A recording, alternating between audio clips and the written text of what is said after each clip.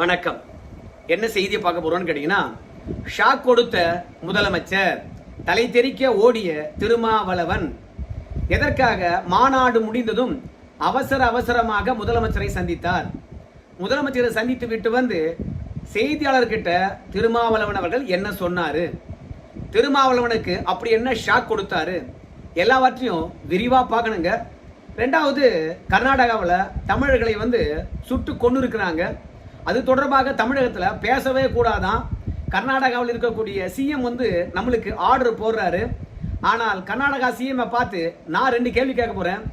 அந்த கேள்விக்கு சிஎம் அவர்கள் பதில் சொல்லிட்டாருன்னு வச்சுங்களேன், இதோட கர்நாடகாவில் சுட்டு கொல்லப்பட்ட தமிழர்களை பற்றி நான் பேசவே மாட்டேன்.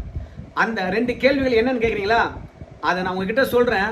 உங்களுக்கு பதில் தெரிஞ்சாலும் நீங்க சொல்லுங்க. ஆனா அதுக்கு முன்பாக இது வரைக்கும் நம்ம சேனலை நீங்க சப்ஸ்கிரைப் பண்ணலையோ அப்படின்னா சப்ஸ்கிரைப் பண்ணுங்க, கொஞ்சம் சப்போர்ட் பண்ணுங்க. இந்த வீடியோவை ஷேர் பண்ணீங்கன்னா நிறைய தமிழர்களும் தெரிந்து கொள்வதற்கான வாய்ப்பு இருக்கும். முதல் கேள்வி, கர்நாடகா காடுகளிலும் ஆந்திரா காடுகளிலும் தமிழர்கள் மட்டுமே சுட்டு படுகொலை செய்யப்படுவது என்ன மர்மம்? ஏன் ஆந்திரா காடுகளுக்கு ஆந்திரர்கள் போறது இல்லையா? கர்நாடகா காடுகளுக்கு கன்னடர்கள் போறது இல்லையா? அது என்ன, கர்நாடகா காடுகளில் தமிழர்கள் மட்டுமே சுட்டு படுகொலை செய்யப்படுகின்றார்கள். மான் வேட்டை ஆடுவதற்கோ மாடு மேய்ப்பதற்கோ எந்த கன்னடனும் காட்டை நோக்கி போறதே இல்லையா? ஆந்திராவில் செம்மரம் வெட்டுறதுக்கு தமிழன் மட்டும்தான் போறானா? ஆந்திராக்காரங்க யாரும் போறதே இல்லையா? குற்றவாளி என்றாலே தமிழர்கள் மட்டும்தானா? அது என்னடா செலக்டிவா தமிழர்கள் மட்டுமே சுட்டு படுகொலை செய்கிறாங்க? அதனுடைய மர்மம் என்ன? அந்த கொடூரத்தை பற்றி எங்க மாநிலத்தில் நாங்கள் பேசக்கூடாதா, விவாதிக்க கூடாதா? எங்க துயர சக இனத்துக்காரன் இறந்துட்டான்னு சொல்லிவிட்டு எல்லார்கிட்டையும் பகிர்ந்து கொள்ள கூடாதா? அவனுக்கு எப்பேற்பட்ட வாழ்க்கையை நம்ம அமைத்து தர முடியும்? அந்த அரசாங்கம் நாசம் பண்ணிடுச்சே அப்படின்னு அவங்களுடைய நலத்தை பேணி காப்பதற்கு நாங்கள் ஆலோசனை செய்யக்கூடாதா? இப்போ இன்னொரு கேள்வி கேட்குறேன். நம்ம எல்லை ஓரத்தில் காடுகள் இருக்குது, உங்க எல்லாருக்குமே தெரியும். அந்த காடுகளில் என்னைக்காவது ஒரே ஒரு நாள் ஆந்திராக்காரர்களை நம்ம வனத்துறையினர் சுட்டுட்டாங்க, கன்னடர்களை நம்ம வனத்துறையினர் சுட்டுட்டாங்க அப்படின்ற செய்தியை என்னைக்காவது இங்கே கேள்விப்பட்டிருக்கீங்களா? நம்ம காடுகளில் மட்டும் கன்னடன் போகிறது இல்லையா? இல்லை ஆந்திராக்காரங்க போகிறது இல்லையா? அங்கெல்லாம் கையில் துப்பாக்கி வச்ச வனத்துறையினர் இல்லவே இல்லையா? அவங்கெல்லாம் தற்பாதுகாப்புக்காக சுடுறதே இல்லையா? ஏன் வர்றதில்லை? இங்கே ஆந்திராக்காரனாக இருக்கலாம், கன்னடனாக இருக்கலாம், சக இனக்காரனாக நினைக்கிறாங்க. ஆனால் கர்நாடகாவில் தமிழனை 2ஆம் தர குடிமக்களாக தான் பார்க்குறாங்கப்பா.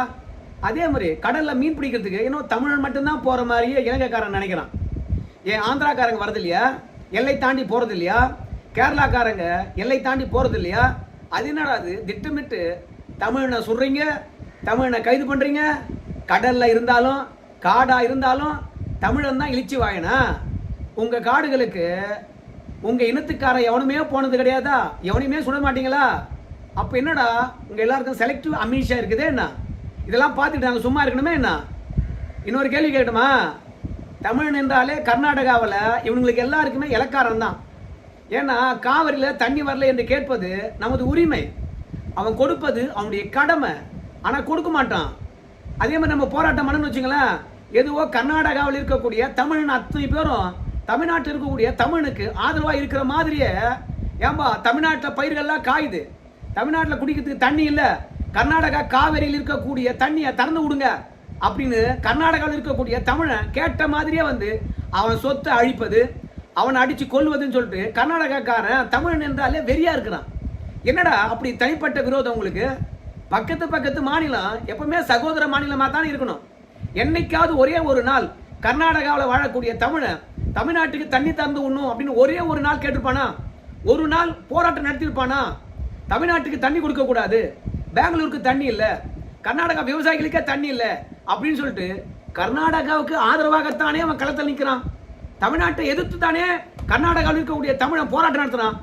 ஆனா தமிழ்நாட்டில் இருக்கக்கூடிய தமிழக விவசாயிகளுக்கு அநீதியை இழைத்து விட்டு கர்நாடகாவில் வாழக்கூடிய ஒரு தொப்புள் கொடி உறவு போல என்றென்றைக்கும் கர்நாடகாவுக்கு விசுவாசமா இருக்கக்கூடிய தமிழனுடைய வாழ்வாதாரத்தையும் தமிழனுடைய வாழ்க்கையும் அழிக்கிறீங்களே, இது எந்த விதத்துல நியாயம் சொல்லுங்க?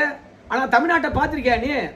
இங்க இருக்கக்கூடிய கன்னடனா இருக்கலாம், இங்க இருக்கக்கூடிய தெலுங்கனா இருக்கலாம், என்ன பண்ணுவான்னு தெரியுமா? அவன் ஏன்பா கர்நாடகாக்காரன் தண்ணி தரல, ஆந்திராக்காரன் தண்ணி தரல அப்படின்னு நம்ம உரிமையை கேட்டோம்னா இங்க இருக்கக்கூடியவங்க தமிழன் என்ற போர்வில எழுந்து என்ன சொல்லுவது தெரியுமா? எனக்கு கிளாஸ் எடுப்பான். என்ன கிளாஸ் எடுப்பான் தெரியுமா? நம்ம மாநிலத்தில் மழை ஒரு வருஷத்துக்கு ஏகப்பட்டவை பொழிந்து தள்ளுது, வீணா கடல்ல தான் போய் கலக்குது. ஆனா இங்க தடுப்பணை கட்டக்கூடாதா? இங்க ஒரு பெரிய அணை கட்டக்கூடாதா? காவிரியின் குறுக்க ஒரு 40 தடுப்பணைகளை கட்டலாமே அப்படின்னு நமக்கு கிளாஸ் எடுப்பான். நம்ம மாநிலத்தில் பெய்யக்கூடிய மழை நீரை தேக்கி வைக்காம ஆந்திரா கிட்டையும் கர்நாடகா கிட்டையும் ஏன்டா போய் பிச்சை எடுத்துட்டு இருக்கிறீங்க? கேரளாக்காரங்கிட்ட போய் எதுக்காக பிச்சை எடுத்துட்டு இருக்கிறீங்க அப்படின்னு எனக்கு கிளாஸ் எடுப்பான். அவனுக்கு என்னைக்காவது ஒரு நாள் நம்ம வாழித பூமியாச்சே, இங்கே தானே வசதியாக வாழுறோம், இங்கே தானே சாப்பிட்றோம், இங்கே தானே வேலை செய்கிறோம், நம்ம சந்ததியின் மொத்த பேரும் நம்ம கன்னடனாக இருந்தாலும் தமிழ்நாடு தானே இருக்கிறோம். இந்த வசதி வாய்ப்புகளெல்லாம் இந்த மண்ணு தானே தந்தது. அதனால இந்த மண்ணுக்கு கர்நாடகாக்காரன் துரோகம் பண்ணுறான். அதனால கர்நாடகா நீ தண்ணி கொடுத்தாவனண்டா அப்படின்னு என்னைக்காவது ஒரு கன்னடன் தமிழ்நாட்டில் இருந்து கர்நாடகாக்காரனுக்கு கோரிக்கை வச்சு பார்த்துருக்கியா? நாங்கள் இங்கே அவனுக்கு கட்டோடு வச்சுருப்போம், பாலாபிஷேகம் பண்ணியிருப்போம். ஆனால் ஒரு நாளும் வந்து 2 பேரும் சகோதரர்கள் நீங்கள் அமைதியாக போகணும், 2 பேரும் சண்டை போட்டுக்காம பேசி தீர்த்துக்கணும் அப்படின்னு அறிவுரை சொல்லுவானே கண்டி. இங்கே வாடுகின்ற பயிரை பற்றி கர்நாடகாவில் இருக்கிறவனுக்கு கிளாஸ் எடுக்க மாட்டான். இங்கே குடிக்க தண்ணி இல்லை என்பதை பற்றி இங்கே இருக்கக்கூடிய கன்னடன் எவனோ கர்நாடகாவுக்கு எடுத்து சொல்ல மாட்டான். ஆனால் கர்நாடகாவில் இருக்கக்கூடிய தமிழ்நாட்டு விவசாயிகளுக்கும் தமிழ்நாட்டு மக்களுக்கும் தயவு செய்து கர்நாடகாவிலே தண்ணி இல்லை, எதுக்கு தண்ணி கேட்குறீங்க அப்படின்னு அங்கிருந்து நமக்கு அங்கே இருக்கின்ற தமிழர்கள் கிளாஸ் எடுத்துட்டு இருப்பாங்க. அவ்வளவு விசுவாசம் வாழ்கின்ற இடத்துல தமிழர்கள் எப்போதும் காட்டுவாங்க. ஆனால் அப்பேற்பட்ட விசுவாசமாக இருக்கக்கூடிய தமிழர்களை சுட்டு கொண்டுட்டு கர்நாடகா சிஎம் என்ன சொல்றாரு? எங்கள் ஸ்டேட் பிரச்சனை நீங்கள் தலையிடக்கூடாது, உங்கள் மாநில நலனை நீங்கள் பாருங்க, எங்கள் மாநில நலனை நாங்கள் பார்க்குறோம், எங்கள் வேலையை நாங்கள் பார்த்தா உங்கள் வேலையை நீங்கள் பாருங்க, எங்கள் விஷயத்தில் நீங்கள் தலையிடாதீங்க அப்படின்னு சொல்கிறார். நாம் எதற்காக சட்டமன்றத்தில் தீர்மானத்தை கொண்டு வந்தோம்? எடப்பாடி பழனிசாமி தான் தனி தீர்மானத்தை கொண்டு வந்தார். எதுக்கு கொண்டு வந்தார்? நம்ம தமிழர்கள் அநியாயமாக கர்நாடகாவில் சுட்டு கொண்டுட்டாங்க, வாழ்வாதாரம் போயாச்சு. அவன் தமிழன் என்றாலே கருணை காட்ட மாட்டான், பிச்சை போடுற மாதிரி 6 லட்சம் ரூபாய் போட்டு போயிட்டான். இந்த 3 பேருக்கும் காயமடைந்தவர்களுக்கு என்ன கொடுத்தாங்கன்னு தெரியல. அதுலேயும் அவன் சொல்கிற பதில திருப்தியாகவே இல்லை. காட்டில் வந்து படுத்திருந்தாங்க, தற்பாதுகாப்புக்காக நாங்கள் சுட்டோம் அப்படின்னு சொல்லிவிட்டு கடந்து போயிட்டே இருக்கிறான். விசாரணை நடக்குது அப்படிங்கிறான். ஆனால் நாம் அந்த 3 தமிழர்களுடைய வாழ்வாதாரத்தையும் அந்த குடும்பத்தையும் நினச்சி இன்னைக்கு சட்டமன்றத்தில் பேச வச்சுதான் இன்னைக்கு முதலமைச்சரை பொறுத்த வரைக்கும் அந்த 3 குடும்பங்களுக்கும் 10 லட்சம் ரூபாய் கொடுக்கப்படும், அதிகாரிகிட்ட பேசிட்டு நிவாரணம் வழங்குவோம் அப்படின்னு சொல்லியிருக்காங்க. ஸோ தமிழர்களை நீங்கள் கண்டுக்க மாட்டீங்க. கர்நாடகாவில் இருக்கக்கூடிய தமிழ்நாட்டுக்கு ஆதரவாக இல்லை என்றாலும் கூட நாங்கள் அவனை கைவிட மாட்டோம். ஏன்னா எங்கள் ரத்தம், நாங்கள் தான் அதுக்காக துடிப்போம். எங்களுடைய ஆற்றாமை, எங்களுடைய ஏழாமை, எங்களுடைய கண்ணீர், எங்களுடைய கவலை நாங்கள் எல்லாரும் ஒன்றா உட்கார்ந்து சட்டமன்றத்தில் பகிர்ந்து கொள்கின்றோம். இந்த மாதிரி அநீதிகள் தொடர்ந்து இழைக்கப்படுவதன் காரணமாக நாங்கள் உங்களுக்கு வலிமையான கண்டனத்தை பதிவு செய்வோம்.